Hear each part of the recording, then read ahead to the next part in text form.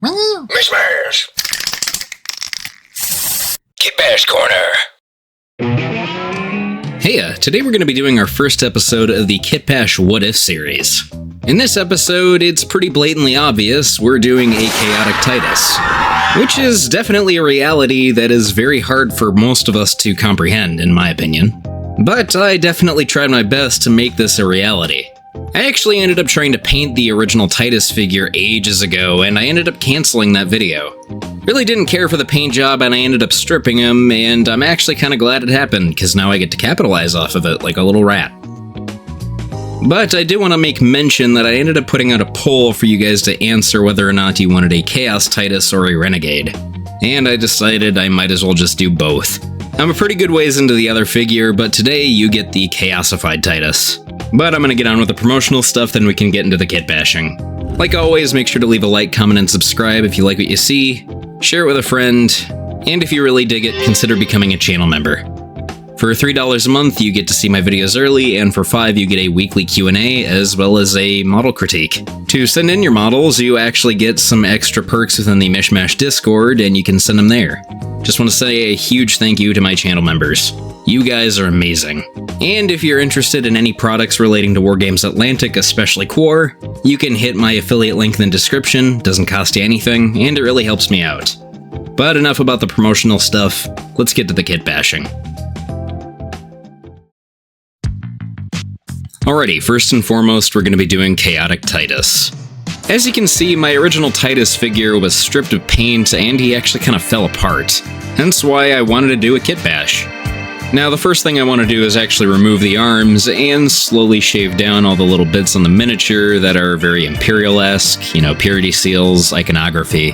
And with this chainsword arm, I'm going to be snipping it down right at the elbow. I want to make a clean cut for this as the forearm will be used later on. But we'll get to that when we get to it.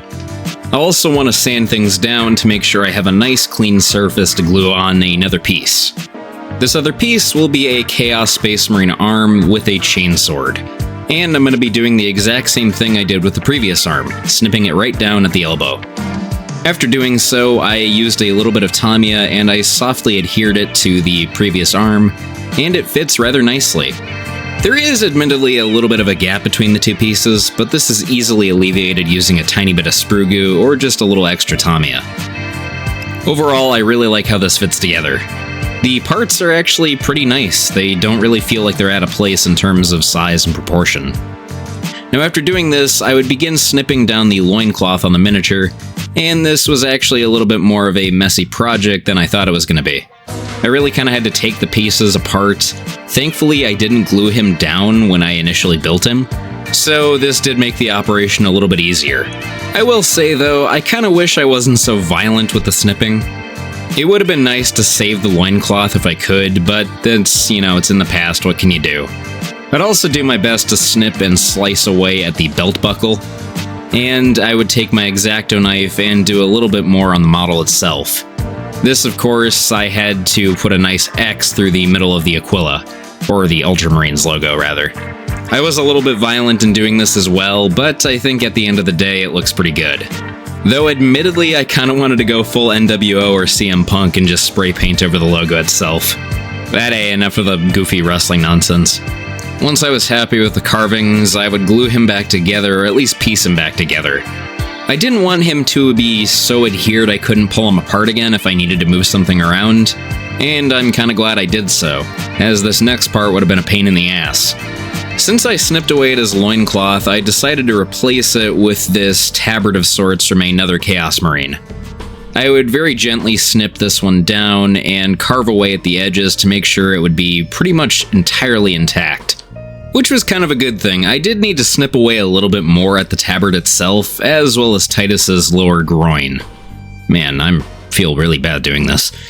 But it would be worth it, as I would also kind of dryly fit the piece together over and over to make sure it would adhere nicely and actually look like it's supposed to be there.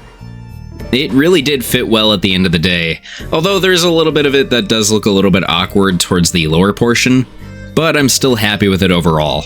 There wasn't a lot I could do to really manipulate it unless I really wanted to go hog wild with green stuff. Considering the tabard is originally on a more static posed body, It does look a little bit weird on a lunging and action-packed pose, but I still think it looks good and it fit really nicely. Plus, the little additions of extra grenades and the knife really does make it look more chaosy. I didn't really have to sacrifice any more detail, and I think it added a lot to the figure overall. But after doing so, I would kind of assemble the Mini by gluing on his arm, and I would try to figure out what I wanted to do next. This would bring me to his backpack, and I actually forgot to film this part, but I cut off the little nodules. To replace them, I'm using an old Chaos Marine backpack. I could have used a more modern one, but something about these older ones really speaks to me. And I ended up using this one with the little side tubes. After snipping them freely and sanding them down, I'd add them onto Titus's original backpack. The reason I'm using the original one is I really do like keeping on the original Ultramar symbol, and I think it looks really cool and kind of badass that he's just desecrating his old armor. Considering this very different what-if version of Titus would never exist, I think going all out with the bad guy look is really cool. Though I will say when it came to actually gluing on these little bits, it was a little bit difficult, mostly because I didn't sand them down to the level I probably should have, but it still worked out pretty well. Being that the original Space Marine backpack had these little side things, they actually glued in pretty easily. It was more just a matter of actually getting them to look even. That was probably the biggest hindrance. But while I let the backpack dry and adhere, I would then go on to the other arm. And for this, I'm using the White Scars upgrade arm with the skulls. And I'm going to be doing the exact same thing I did with the first arm, snipping at the elbow and gluing on a Chaos Marine arm.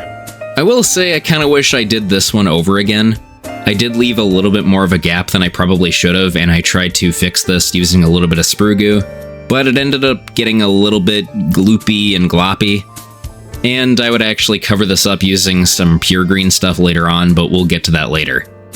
Above everything else, I do like how this looks, and the pose is pretty nice.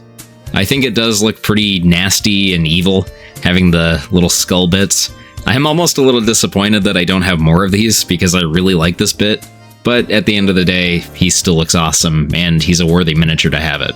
Now, once his arm was assembled and glued on, I would actually glue on his backpack, and I would add on a bit that I was going to use later on in a video that I made ages ago.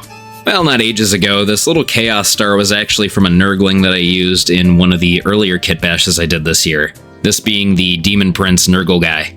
I figured the Chaos Star would be a great replacement from the Iron Halo that he had in the first game, and I'm pretty happy with how this fits.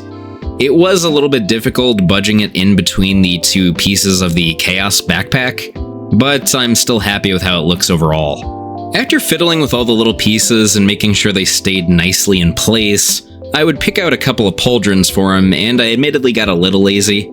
I just used a couple of Chaos Space Marine pauldrons, though I don't think I really needed to do anything super fancy. I didn't really feel like going out and making a chaosy Ultramarine symbol. That just seems like way more work than I'm willing to do. Though maybe that's a good idea for some of you guys. I'm sure you could probably do better than I did. And after I applied it, I was pretty happy with how the figure was looking so far. I then decided to add on a little bit more to his belt, and I would do this by using some old Chaos Marine bits, this being this little skin tabard bolt pistol holster. It really fit nicely in conjunction with his belt and the original tabard that I glued on previously, and just using a little bit of sprue goo and Tamiya really sealed it all together. It was something I wasn't really expecting, and it was something that I really just kind of came up with off the cuff. I'm really happy to just have these old bits lying around. And for his melon, I was actually a little bit worried about this because I didn't want to use his original one, so I actually used one from the original Sternguard kit. Remember that one? The other one I actually used in my flesh painting tutorial. But once his head was nice and snug, I would actually take a little bit of time to just kind of clean up around the model. And I kind of used it as a little bit of time to brainstorm any other ideas. I then decided on one final detail to add onto the belt, this being a Space Marine skull from one of the Chaos Terminators set. In my mind, Leandros wouldn't keep his mouth shut, and now he has a permanent little seat on his belt.